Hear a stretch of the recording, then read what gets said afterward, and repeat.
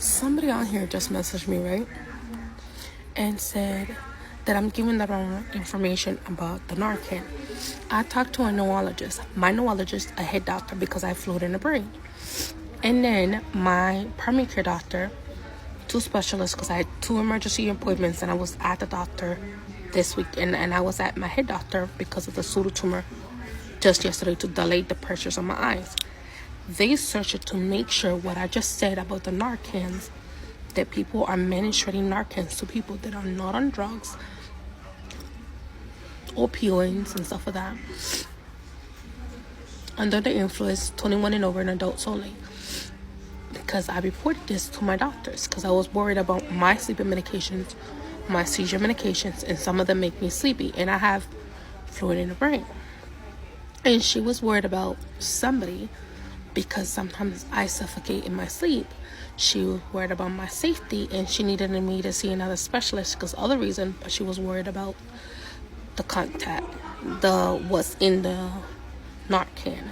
She was worried about me staying here. That's 2 specialists that's worried about me staying here because Narcan could induce a coma or a heart attack, or if that specific ingredient is mixed with my medicine, because she realized I take more than 55 medications, and 3 of them out of the 55 could actually affect my heart, make me stop breathing, affect my blood pressure, because I have 2 blood pressure medication, but one of them will affect me, and it could induce seizures. Yeah, so most of them could do a side effect, but the severe one is an induced coma. And because I have a sleeping medication, but it's not an automatic death, it's just slowly inducing the situation. So I could say most of them, but it's not as severe, but it's just the one that could induce a severe seizure that it could kill me in my sleep. So this is why I said if something comes near me, near my face with that, and I feel it, I'm gonna punch him. I have the legal right to defend myself legally. Do you know that, Mom? What? That I forgot to tell her yesterday. The doctor said that not to have anybody near me with a Narcan because I could die. It could do a coma. So I have 3 medicine, probably like 4, but she has to like search and talk to my primary care doctor. I don't know my doctor to confirm, but I have like 3 so far that could induce a seizure, heart attack, and affect my blood pressure. But 2 of them is the blood pressure because they are my blood pressure medications. The other one could induce a severe seizure, and then could induce a coma, and could kill me in my sleep. I heard about it, but I didn't think it was serious. I know they told me in 2021, but I didn't think about it. I knew about that reaction. I just didn't think about how serious it was. That's why I kept saying something in my memory, because I had memory problem, but I knew the pattern because I know a girl from Red Cross. She did the training and she was studying to be a doctor, and she works for UMass Memorial. So the reason why I still kind of remember that situation is because she's a doctor at UMass.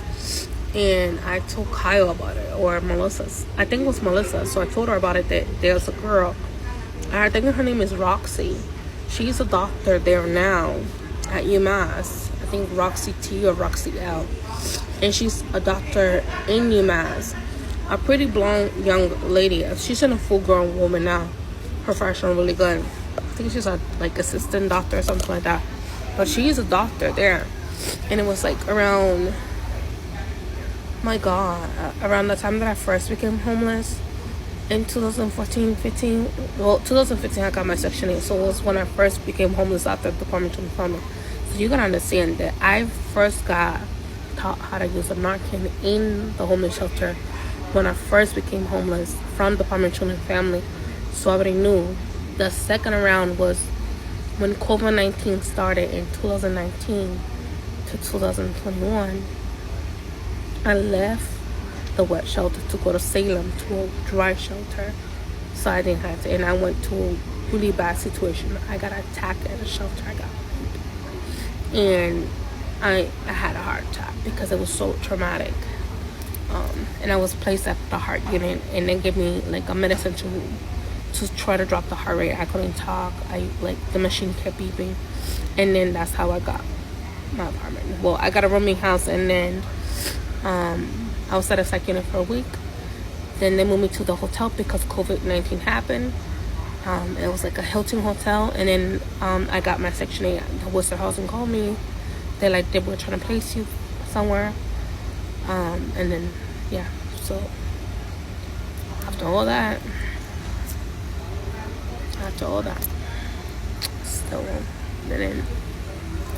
still didn't get to keep my place after all that. And I went through hell through Lincoln Village. Yeah. But here, it's been calm since the 2 weeks that people been trying to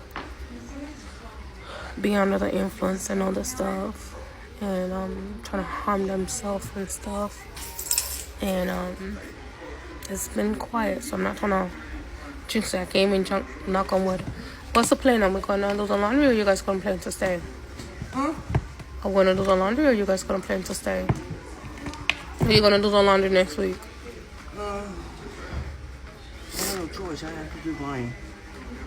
Well, take out her stuff and then do yours, because I'm not doing her stuff. She's not going. She's got to go upstairs stubborn. Huh? She's got to go upstairs stubborn. Take out her shit. I'm not doing hers if she's not going. That's stupid, Mom. I'm not doing her shit if she's not going. No, I'm not fucking doing that. And you're not doing that. The fuck? Mom, that's fucking stupid. I'm not doing that.